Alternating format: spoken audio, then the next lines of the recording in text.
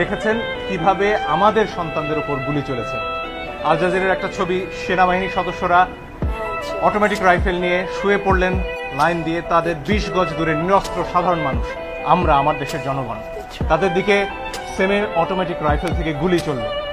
এর দৃশ্য দেখার পরে আসলে বাসায় বসে থাকার কারো কোনো সুযোগ নেই। আমাদের যার যার অবস্থান থেকে প্রতিবাদ করতে হবে এবং একজন আইনজীবী হিসেবে সেই কাজটি করার জন্য আজকে আমরা আদালতে এসেছি।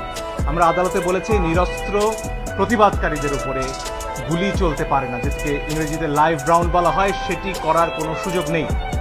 আর অনেক ভিডিও আপনারা দেখেছেন, একটি কিশোর 4 তলা একটা নির্মাণাধীন ভবন থেকে সে ঝুলে রয়েছে, তার কিচ্ছু করার উপায় নেই, ওই অবস্থায় তার উপর গুলি চলেছে অনেকবার।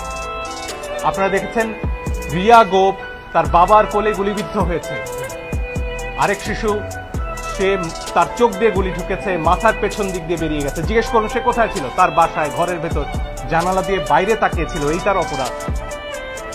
এই জন্য আমরা স্পষ্টভাবে বলেছি যারা আন্দোলনকারী তাদের উপরে লাইভ রাউন্ড অর্থাৎ গুলি ছোড়া চলবে না। আপনারা প্রয়োজনে টিয়ার শেল ছুড়ুন, লাঠিচার্জ করুন, রাবার বুলেটও ছুড়ুন, তাতেও বহু মানুষ অন্ধ হয়েছে হয়তো, সে খবর আপনারা দেখেছেন। এত কাছ থেকে রাবার বুলেট ছোড়া হয়েছে। ফলে এই বিষয়গুলো সামনে আসতে হবে। আমার নিজের অভিজ্ঞতা আমি বলতে পারি।